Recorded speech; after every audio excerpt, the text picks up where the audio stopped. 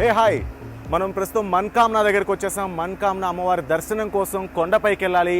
ఆ కొండపైకి వెళ్ళాలంటే రోప్ కార్ ఒక్కటే మార్గం.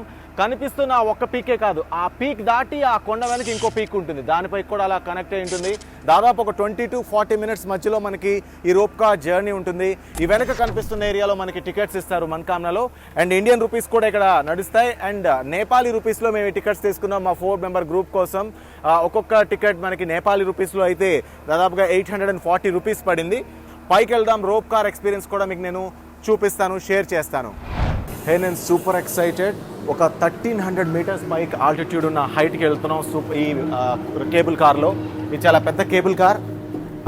ఈ కేబుల్ కార్లో అంటే దాదాపుగా 4000 feet హైట్ ఉన్న ఒక పీక్ మీదకి వెళ్తున్నాం.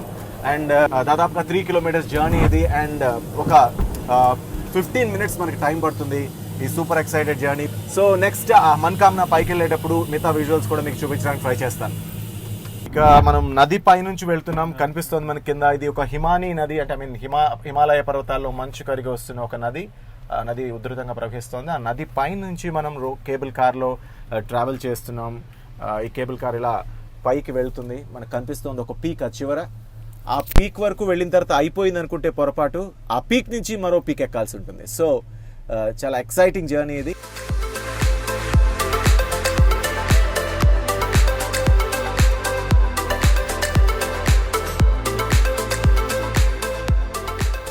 పక్కనున్న చెట్లు చూస్తే ఒక్కొక్కటి ఆల్మోస్ట్ 30 feet 40 feet, కొన్ని అయితే 30 meters కూడా ఉన్నాయి. చాలా పెద్ద డెన్స్ ఫారెస్ట్ ఇదంతా కూడా. చుట్టూ అంతా ఫారెస్టే, కొండలంతా కూడా మొత్తం చాలా గ్రీన్గా కనిపిస్తుంది మనకి. ఫుల్ ఆఫ్ ఆక్సిజన్, లంగ్ స్పేస్ని చక్కగా నింపుకోవచ్చు. ఈ కేబుల్ కార్ ఎక్కాలంటే ఖచ్చితంగా కావాల్సినంత ధైర్యం కావాలి. ఎందుకంటే కిందకి చూసామంటే కళ్ళు తిరుగుతాయి. ఆల్మోస్ట్ ఒక 150-200 feetలో, అంటే ల్యాండ్ నుంచి, అంటే ఈ స్లోప్, ఈ మౌంటైన్ స్లోప్కి ఆ హైట్లో మనం ట్రావెల్ చేస్తున్నాం.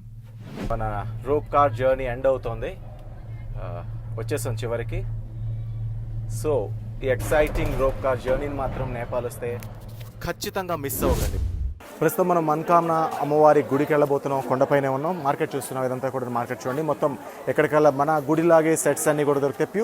పూర్తి హిందూ దేశం కదా, ఇక్కడ కూడా మనకు కావాల్సిన పూజా సామాగ్రి అన్నీ దొరుకుతాయి. మన మన్కామ్నా అమ్మవారి గుడికి వెళ్ళే తోవలో ఉన్నాం. సో మన్కామ్నా అమ్మవారు కూడా మన గుడిలో లాగే అమ్మవారి గుడికి అయితే మనం వెళ్ళినప్పుడు ఎలా అయితే లైన్లో నిలబడతామో, ఇక్కడ కూడా పెద్ద పెద్ద లైన్లు ఉన్నాయి చూడండి. ఇప్పుడు ఈ క్యూ అంతా కూడా మనం కవర్ చేయాలి. కవర్ చేసి చివరి నుంచి మనం స్టార్ట్ చేసి అమ్మవారి దర్శనంకి వెళ్ళాలి. మేబీ ఎవరికైనా సరే ఇది యాక్చువల్గా వర్కింగ్ డేలో కూడా ఇంత క్రౌడ్ ఉంది. సో ఎప్పుడైనా సరే ఒక 1-2 hours బఫర్ పెట్టుకొని అమ్మవారి గుడి దర్శనానికి అయితే రావాలి. నేపాలీ దేశంలో ఒక శక్తిపీఠం లాంటి ఒక టెంపుల్కి మనం వస్తున్నాం. మన దగ్గర శక్తిపీఠాలు ఎలాగో నేపాల్లో చాలా పవర్ఫుల్ అమ్మవారు మన్కామ్నా, మనసులో కోరుకునే కోరికలను తీర్చే అమ్మవారు అని అర్థం. ఆ గుడి మనం చూడబోతున్నాం. అది గోల్డెన్ టెంపుల్లా ఉంటుంది చూడండి. సో ఈ టెంపుల్లోకి మనం వెళ్ళబోతున్నాం. ఈ టెంపుల్లో మొక్కుకునే వాళ్ళందరూ కూడా సాధారణంగా ఇక్కడ లోకల్ వాళ్ళు మేకని కానీ గొర్రెని కానీ బలిస్తామని మొక్కుకుంటారు. తీసుకొచ్చి ఇక్కడ బలు కూడా అమ్మవారి గుడి పక్కనే జరుగుతుంటుంది.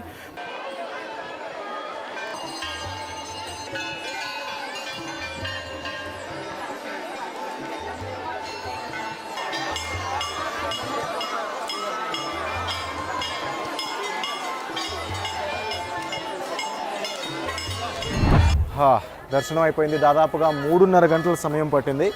3.5 గంటల లైన్లో నిలబడిన తర్వాత మన్కామ్నా అమ్మవారి దర్శనం అయింది. అమ్మవారి ఇక్కడ స్వయంభూగా వెలిసింది మన్కామ్నా రూపంలో.